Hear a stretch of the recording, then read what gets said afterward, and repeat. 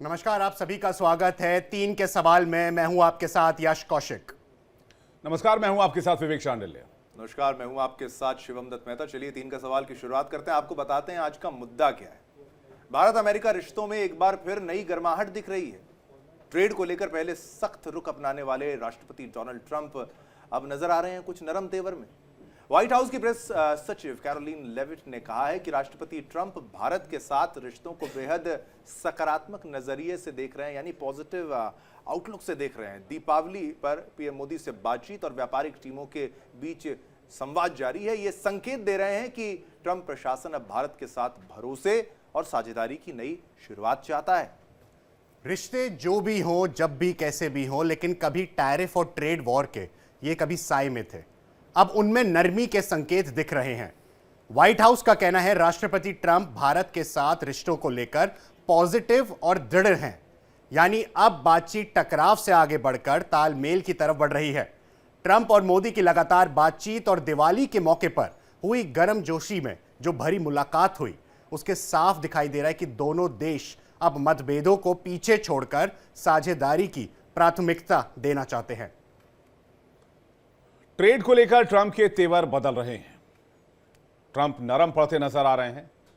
जो कभी भारत पर टैरिफ की तलवार चलाते थे, अब वही राष्ट्रपति दोस्ती की नई मिसाल कायम करने में लगे हैं। व्हाइट हाउस कह रहा है कि ट्रंप भारत अमेरिका रिश्तों को लेकर बेहद सकारात्मक है और पीएम मोदी के साथ लगातार संपर्क में है, यानी व्यापार से लेकर रणनीति तक। वॉशिंगटन और दिल्ली की साझेदारी क्या फिर से मजबूत हो सकती है।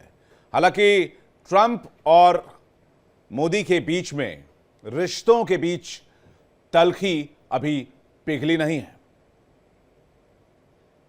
I think he feels very positive and strongly about it. As you know, he recently, a few weeks back, spoke to Prime Minister directly when he celebrated in the Oval Office Diwali with many high-ranking Indian American officials here at the White House. We have a great U.S. ambassador to India in Mr. Sergio Gore, who will represent our country very well. And the president and his trade team continue to be in very serious discussions with India with respect to that topic. So I know the president has great respect for Prime Minister Modi, and they speak pretty frequently. आइए आपको रूबरू कराते हैं 3 के सवाल में पहले सवाल से। भारत को लेकर ट्रंप के तेवर आखिर क्यों नरम पड़ रहे हैं? ये पहला और बहुत गंभीर सवाल था यश, और दूसरा सवाल भी बहुत जरूरी है। 10 साल के रक्षा समझौते के आखिर क्या मायने हैं विवेक?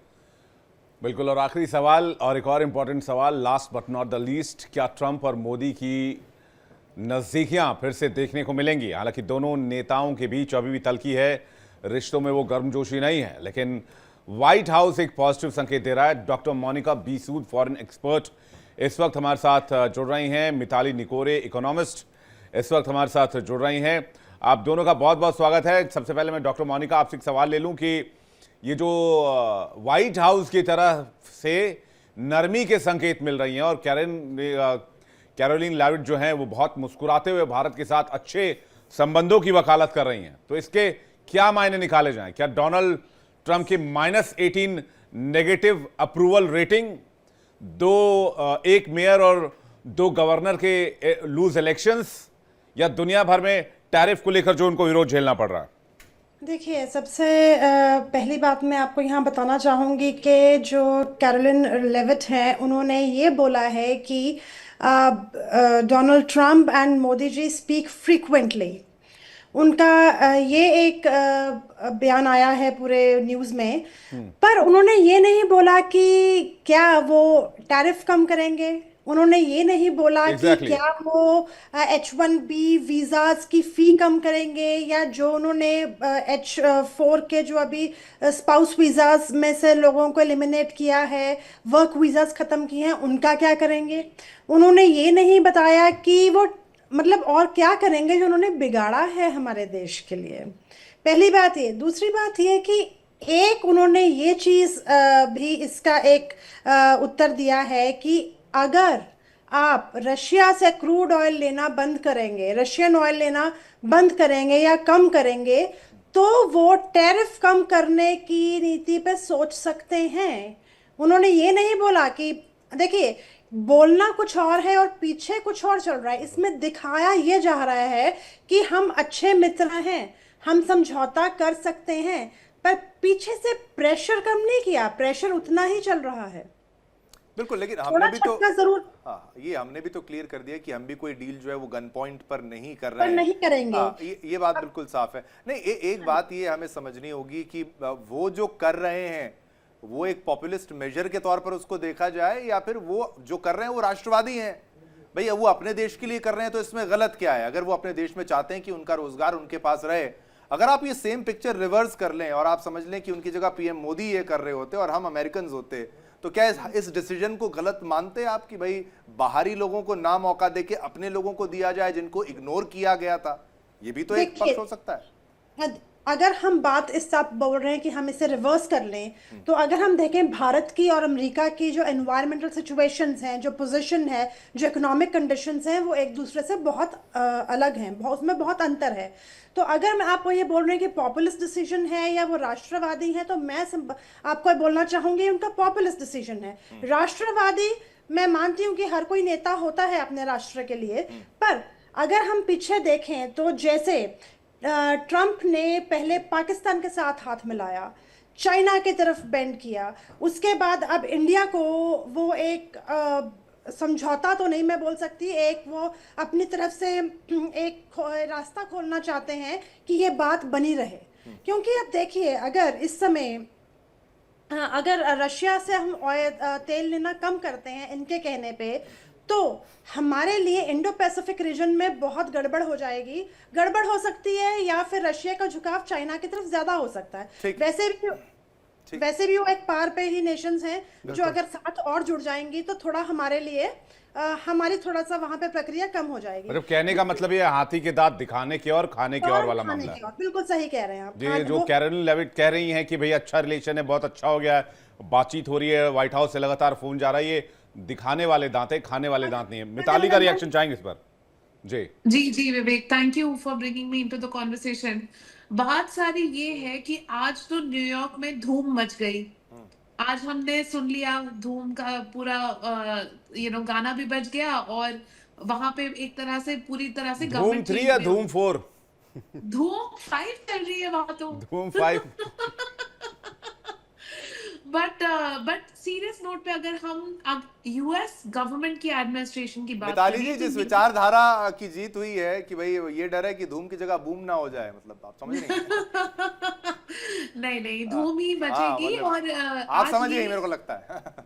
हाँ बिल्कुल, नहीं, ये धूम ही मचेगी, क्योंकि आप ये देखिए कि डेमोक्रेट पार्टी के सिर्फ जोरान मामदानी ही नहीं, बहुत सारे और भी विन्स आज पूरे यूएस में हुए हैं। वर्जीनिया 2 गवर्नर और जीते हैं। बिल्कुल। तो एक तरह से रिपब्लिकन पार्टी के लिए एक बहुत बड़ा शॉक आज आया है। अगर सारे हम रिजल्ट्स देखें, वर्जीनिया के रिजल्ट्स भी देखें और स्टेट्स के रिजल्ट्स भी देखें, तो अब उनके ऊपर भी प्रेशर आ रहा है कि जो ये आप पॉलिटिक्स कर रहे हैं टैरिफ्स का, जो आप बाकी देशों को अपने आप से दूर कर रहे हैं, वो ये बंद करें और हमारी इकोनॉमी पर फोकस करें, कॉस्ट ऑफ लिविंग पर फोकस करें। और इसी प्लान पे जोरान मामदानी जीते हैं कि वो कॉस्ट ऑफ लिविंग को कम करेंगे। तो वो तो हो ही नहीं सकता अगर आप टैरिफ लगाते रहे। लेकिन मिताली जी, एक चीज और इसमें ऐड करना चाहूंगा, मैं आपसे जानना चाहूंगा आपकी एक्सपर्ट की राय इस चीज में। जो आज सुप्रीम कोर्ट में यूएसए में एक जजमेंट आना है, उस पर एक सुनवाई होनी है डोनाल्ड ट्रंप के अगेंस्ट, वो टैरिफ को लेकर होनी है। अगर वो उसमें डोनाल्ड ट्रंप हार जाते हैं तो जितना $1 बिलियन का हमने आंकड़ा सुना है अभी तक मीडिया रिपोर्ट्स के हिसाब से, हमने भी आपको बताई थी पहले, उतना नंबर अगर देने की नौबत आ गई कि डोनाल्ड 100 अरब डॉलर, 107 अरब डॉलर के आसपास लौटाना होगा। अगर इतना अमाउंट लौटाने की विवेक और मिताली जी बात आ जाती है अगर सामने, तो क्या फिर से व्हाइट हाउस की तरफ से एक स्टेटमेंट आएगा, नहीं हम तो मोदी जी और ये पीएम मोदी और डोनाल्ड ट्रंप के जो रिलेशन है ये जैसे चल रहे चलने, तो हमें तो इससे रिकवरी करनी है टैरिफ्स के माध्यम से? नहीं, बट मैं एक्सपेक्ट करती हूँ कि सुप्रीम कोर्ट से ऐसा जजमेंट आएगा ही नहीं, आ ही नहीं सकता है, क्योंकि सुप्रीम कोर्ट भी पूरी तरह से ट्रंप के तरफ से ही, मतलब एक तरह से उन्होंने ही सुप्रीम कोर्ट को भरा है। जज पैकिंग जिसे हम कहते हैं अमेरिकन कॉन्टेक्स्ट में, वो पूरी तरह से ट्रंप ने करी हुई है। तो मैं बिल्कुल एक्सपेक्ट ही नहीं करती हूँ कि ऐसा कभी भी supreme court will find it unconstitutional. लेकिन ये बात जरूर सही है कि सुप्रीम कोर्ट कैन डायरेक्ट कि आप अब इसको आगे के टैरिफ्स लगाने के लिए, जो आगे के पूरी पॉलिसीज हैं, उसके लिए आपको गवर्नमेंट का अप्रूवल, उसके लिए आपको कांग्रेस का अप्रूवल चाहिए। मिताली लेकिन जी, वो सब तभी होगा। ये जो कर रहे हैं डोनाल्ड ट्रंप, ये थोड़ा सा क्लैरिटी रहे कि भाई ये इमरजेंसी पावर्स का इस्तेमाल करके ये टैरिफ लगा रहे हैं। ये नॉर्मल पार्ट ऑफ प्रोसीजर नहीं है कहीं पर भी कि आप ऐसे ही आप टैरिफ लगाते जाएं। इसको लेकर का तो झटका लग ही सकता है, या फिर जो आपने कह दिया कि सब कुछ सेट है तो फिर क्या किया जाए? WTO के रेगुलेशंस भी नहीं ये इसकी इजाजत देते हैं। नहीं, वो बात सही है, लेकिन ऐसा हो सकता है कि वो ये कहें कि ठीक है, अभी तक आपने इमरजेंसी डिक्लेयर करी, चलो ठीक है, लेकिन आगे अब ये अनकॉन्स्टिट्यूशनल है और अब इसको आपको कांग्रेस से क्लियर कराना पड़ेगा, क्योंकि अब वो इमरजेंसी का टाइम खत्म हो गया है। इसीलिए मैं कह रही हूँ कि हो सकता है ऐसा कोई जजमेंट आए, लेकिन ऐसा जजमेंट मैं बिल्कुल एक्सपेक्ट नहीं करती हूँ कि वो ये कहें कि आपको ये पैसे वापस देने होंगे। मुझे खैर वो तो डिपेंड करता है हियरिंग पे और जज और उनके फैसले पर। लेकिन वापस लौटते हैं कि वॉशिंगटन जो कर रहा है, मैं वापस मोनिका जी के पास जा रहा हूं। वॉशिंगटन कोशिश क्या कर रहा है? जैसे कि उन्होंने कहा कि भाई टैरिफ पे कोई रिलीफ दिया नहीं व्हाइट हाउस ने, इसके अलावा आपको किसी और तरह का रिलीफ मिला नहीं, आपके ड्रग्स के ऊपर वैसे ही 100% का टैरिफ अमेरिका ने लगाया हुआ है। बस ये कह देना कि हमारी अच्छी बातचीत है, वो अच्छी बातचीत तो कहते हैं नॉर्थ कोरिया के तानाशाह जिनपिंग उनसे भी है, किम जोंग उन से, वो कहते हैं चाइना के प्रेसिडेंट से भी अच्छी बातचीत है। अच्छी बातचीत तो व्हाइट हाउस की पूरी दुनिया से है, मादुरो से भी इन दिनों बहुत अच्छी बातचीत कर रहे हैं। लेकिन ये मकसद क्या है इसका, इसको कैसे समझा जाए? देखिए, इसका मकसद ये है कि ये लोगों में ये एक नज़रिया फैलाना चाहते हैं कि हमारे रिलेशनशिप सही हो रहे हैं। जैसे कि अभी बताया गया कि आज जोहन जी जीते हैं, तो एक झटका तो देखो डेमोक्रेटिक में है जो वो तो लगा ही है इनके आने से। अब प्रॉब्लम ये है कि इनको, जैसे कि अभी मिताली जी ने भी बताया कि भी सारे के सारे जो जजेस हैं या जो भी हैं, ये इन्होंने खुद ही पैकिंग सब कुछ यहाँ किया है। तो इसमें देखिए, जुडिशल सिस्टम को भी थोड़ा सा डर तो है कि अगर कहीं ना कहीं गलती हुई, कैसे गलती हुई, तो मतलब पूरे का पूरा गवर्नमेंट भी पलटा जा सकता है। अगर जो जनता है पूरे यूएस की, उसमें वो भी कुछ ज़्यादा खुश नहीं है ट्रंप के इन डिसीजंस से। उनको मतलब उनके जो उन्होंने टैरिफ्स लगाए हैं, जो रॉ मटेरियल पे टैरिफ्स लगाए हैं, टेक्सटाइल्स पे, रॉ मटेरियल पे, जो वहाँ पर यूएस में सामान आ रहा था, उसका इंपोर्ट यूएस में हो रहा था, तो उनका भी तो वहाँ पर मतलब जो है मतलब खर्चा ज़्यादा बढ़ गया है। हाँ, मुझे एक लगता है कि डोनाल्ड ट्रंप जो कर रहे हैं, क्या ये पहले नहीं किया जा सकता? पहले के लोग क्या इतने उनको अक्ल नहीं थी या समझ नहीं थी? ये बात शायद वो समझ नहीं पाए क्या कि भाई ये अगर करना होता, ये सही होता, ये पहले हो जाता कि भाई अगर उनको बाहर से सस्ता पड़ता है तभी तो बाहर से बनवाते हैं। नहीं, देखिए, डोनाल्ड ट्रंप को मैं आपको एक वर्ड में समझाना चाहूंगी कि जो अपना उनका इस टेन्योर में वो तानाशाह बन के आए हैं। मैंने पहले भी एक शो पे कहा था कि उनका ये लास्ट टेन्योर है, उनको पता है कि वो रिइलेक्ट नहीं हो पाएंगे, तो वो अपना नाम हिस्ट्री में लिखवा के लेके जाना चाहते हैं। ये प्रॉब्लम सिर्फ तानाशाह में एक डर ही है कि आगे भी कंटिन्यू ना कर लें। व्हाइट हाउस तो पूरा बना रहे हैं बढ़िया से, बॉल रूम, ये तमाम चीजें, ये अपने घर के हिसाब से तो नहीं बना रहे हैं। नहीं, वो तो मैं आपको एक उदाहरण देना चाहूंगी यहाँ पे, चाहे वो सही रहे ना रहे, पर मेरे इस टाइम मेरे ख्याल में वही उदाहरण है कि अपना महल तो केजरीवाल जी ने भी दिल्ली में बनाया। ठीक, हाँ, नहीं, ठीक, हाँ, बिल्कुल। तो वैसे चाहे ये जैसा मर्जी उसको एग्जाम्पलीफाई करें, उसको रेनोवेट करें, वो बात सही है, पर जो ये जैसी इनकी काबिलियत है, जो ये काम कर रहे हैं, जैसा ये अपने देश को प्रस्तुत कर रहे हैं सबके सामने, और ये बाकी सब सिटीजन्स के साथ जो गलत कर रहे हैं, उससे ये वापस नहीं आएंगे। उनको इतना पता है। जी मोनिका जी, बड़ा सवाल ये, क्या भारत अमेरिका के रिलेशन हैं दोनों देशों के बीच? वो रिलेशन खत्म नहीं हुआ, अभी डिफेंस डील हुई है दोनों देशों के बीच एक बहुत बड़ी डिफेंस डील हुई है, रक्षा समझौता हुआ है। लेकिन क्या ट्रंप और पीएम के बीच रिलेशन बेटर हो पाएंगे? क्योंकि प्रधानमंत्री को हमने अभी तक खास करके जब ऑप सिंदूर के बाद से देखा, उन्होंने डोनाल्ड ट्रंप को एक तरह से आइसोलेट कर दिया है। उनके साथ कोई मीटिंग नहीं ली है, कोई बायलैटरल मीटिंग नहीं हुई है, कोई मुलाकात तक नहीं हुई है, या इवन कि जहां डोनाल्ड ट्रंप जाते हैं वहां प्रधानमंत्री जाना मुनासिब नहीं समझते और दूसरे अपने जो मंत्री हैं उनको भेजते, जैसे एस जयशंकर जाते हैं या फिर विदेश राज्य मंत्री जाते हैं, ये हो रहा है। इसी चीज को सेट करने के लिए, इसी चीज का दिखावा करने के लिए कि हमारे प्रधानमंत्री के और डोनाल्ड ट्रंप के रिलेशन अच्छे हैं, ये बात बोली जा रही है कि उनकी बातचीत तो फ्रीक्वेंटली होती है।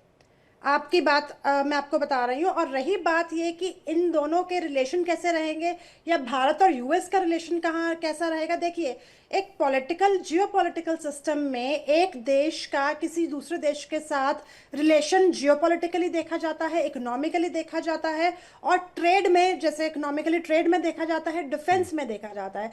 अब अगर आप नॉर्मल रिलेशंस की बात करें तो ट्रंप ने हमारे साथ वो नॉर्मल रिलेशंस खराब कर लिए हैं और अब वो एक नई राह, नया तरीका, रास्ता बनाने की कोशिश कर रहे हैं कि कैसे उन चीजों को हम थोड़ा सुधार लें ताकि पूरी दुनिया को दिखे कि जो ट्रंप हैं उन्होंने कुछ गलत नहीं किया। वो हमें मतलब वो क्या शो करना चाहते हैं कि we are sending with the ball is in India's court now. बिल्कुल बिल्कुल, अगर बॉल इंडिया के कोर्ट में है ये तो हम समझना, हाँ, करना है। तो हमारे प्रधानमंत्री पे दबाव बढ़ेगा, हमारे प्रधानमंत्री पे दबाव बढ़े, पीछे से दबाव बढ़ेगा, पर सामने से तो ट्रंप जी बोल रहे हैं कि मैं तो देखो कोशिश कर रहा हूं, अब हिंदू अपना इंडिया कोशिश नहीं कर रहा। एक प्रश्न मिताली जी मेरा आपसे भी है, ये बार बार समझने का हम भी प्रयास करते हैं कि जो वो चाहते हैं कि सब कुछ वहां पर बने, वहां पर जॉब क्रिएशन हो, वहां के लोगों को नौकरियां मिले, बाहर से लोग आते हैं, थोड़ा उनको सस्ता भी पड़ता है, आउटसोर्स कराते हैं, सस्ता पड़ता है। क्या अमेरिका इस मामले में बहुत पीछे रह गया कि वो वहां की प्रोडक्शन को इतना कमजोर कर दिया कि वहां पर कुछ बन नहीं रहा है? क्योंकि ये भी थोड़ा सा सॉरी फिगर होता है कि अगर आपके देश में कुछ बन नहीं पा रहा और आप दुनिया की सबसे शक्तिशाली देश हैं, तो किस बात के शक्तिशाली रहे अगर आप खुद ही कुछ बना नहीं पा रहे हो तो?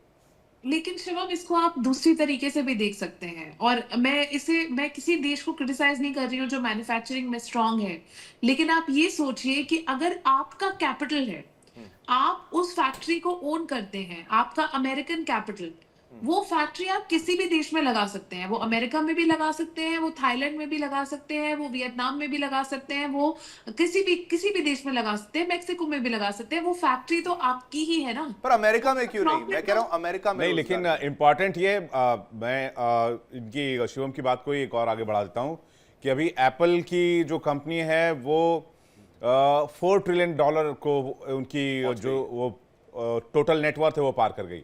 एनवीडिया जो है वो $5 ट्रिलियन के करीब पहुंच गई है। तो वो उनका ही एसेट है, वो ये मैन्युफैक्चर करते हैं, वो आईटी मैन्युफैक्चर करते हैं, डिफेंस मैन्युफैक्चर करते हैं, तो उसमें उनका कोई सानी नहीं है। वो जूता कपड़ा नहीं बना रहे लेकिन इधर मजबूत काम कर रहे हैं। मिताली अपना जवाब पूरा करें। एग्जैक्टली जो आपने कहा मैं उससे कंप्लीटली अग्री करती हूँ कि बात ये है कि कैपिटल को ओन कौन करता है, प्रॉफिट कौन बना रहा है। जब प्रॉफिट आपका अमेरिकी लोग बना रहे हैं और आपने भारतीय लोगों को रखा हुआ है या चाइनीज को रखा हुआ है या मैक्सिकन्स को लगा हुआ है जो आपका मैन्युफैक्चरिंग कर रहे हैं, पोल्यूटिंग इंडस्ट्रीज आपने अपने देश से निकाल दी, आप अपने दूसरे देशों में पोल्यूटिंग इंडस्ट्रीज लगा दी, और अपने देश में आप high technology, high value, high margin वाले प्रोडक्ट्स को ही या सर्विसेज को ही प्रोड्यूस कर रहे हैं। तो यही तो गेम है, यही तो गेम है। मिताली जी फिर नौकरियों का क्या? नौकरियां कैसे देंगे फिर? अगर आप सब कुछ आउटसोर्स करा लेंगे, अमीर जो है वो अपनी जेब में पैसा रख लेंगे, तो जो गरीब है उसको नौकरी कैसे मिलेगा? उसको फिर आप क्या ये बेरोजगारी भत्ते देते फिरेंगे? ये भी तो एक प्रश्न है ना। वही तो है, वही तो कर रहे हैं वो यूनिवर्सल बेसिक इनकम के बारे में बात कर रहे हैं, वो आज रेंट कंट्रोल के बारे में बात कर रहे हैं, और वो इस चीज के बारे में बात कर रहे हैं कि हमारे देश में जो भी काम कर रहा है वो एक हाई लेवल जॉब कर रहा है, या फिर वो सर्विसेज सेक्टर में, रिटेल सेक्टर में, हॉस्पिटैलिटी सेक्टर में, टूरिज्म सेक्टर में काम कर रहा है। लेकिन हमारे पास मैन्युफैक्चरिंग जॉब्स की जरूरत ही नहीं है। और अगर आप आज देखें तो अमेरिका की पॉपुलेशन जो 330 मिलियन है, उसकी पर कैपिटा इनकम, मैं ये नहीं कह रही हूँ कि हर इंसान की income, but average income nearly $85,000 है। और इन कंपैरिजन जब आप चाइना की पर कैपिटा इनकम देखें तो वो $8,500 है। लॉन्ग रन में कौन आगे चला जाएगा मिताली जी? लॉन्ग रन में क्या चीन पीछे छोड़ लॉन्ग देगा? रन में वही लोग आगे जाएंगे जिनके पास कैपिटल होगा, जो पैसा कंट्रोल करते हैं, जो फाइनेंशियल मार्केट्स को कंट्रोल करते हैं। और आज भी ये डेवलप्ड कंट्रीज ही हैं जो फाइनेंशियल मार्केट्स को कंट्रोल करती हैं। चलिए वापस मुद्दे पर आते हैं, और सवाल वही कि क्या ट्रंप और मोदी जी के बीच रिश्ते सामान्य होने के आसार नजर आते हैं क्या? मैं मोनिका जी से इस सवाल को जानना चाहूं, क्योंकि डोनाल्ड ट्रंप ने भारत को वो घाव दिए हैं जो इरिवर्सिबल हैं, चाहे वो ऑप सिंदूर में पाकिस्तान का साथ देना हो, उसकी तारीफ करनी हो, ट्रंप से व्हाइट हाउस में मुलाकात करनी हो, लंच पे मुनीर से मुलाकात करनी हो, लंच पे बुलाना हो, ये इररिवर्सिबल डैमेजेस हैं। और अब 50% का टैरिफ हम पिछले 3 महीने से अपने कंधे पे ढो रहे हैं। तो क्या कोई गुंजाइश बची है इन दोनों नेताओं के बीच में? दोनों देशों के बीच रिश्ते पॉजिटिव नेगेटिव वो जैसे हो ऐसे चलते रहेंगे, लेकिन ये दो लीडर्स जो आमने सामने, उनका क्या होगा? देखिए, सबसे पहले मैं आपको बताती हूँ कि हमारे आदरणीय प्रधानमंत्री जी को ये समझ तो आ ही गया है, उनको पता भी चल गया है कि ट्रंप जो हैं वो किसी के साथ नहीं है। वो कभी भी Exactly. अपने साइड, कभी भी कहीं पे भी कुछ भी चेंज कर सकते हैं। अब उन पे विश्वास पात्र तो वो बिल्कुल भी नहीं है, तो मोदी जी उनके ऊपर विश्वास तो करेंगे नहीं बिल्कुल भी। बिल्कुल। जैसे कि हमारा रक्षा समझौता हुआ या ऐसे हम कोई और ट्रेड डील्स और समझौते कर सकते हैं उनके साथ, वो हमारा इकोनॉमिकली ट्रेड डील्स उनके साथ चलते रहेंगे, ये मेरा मानना है।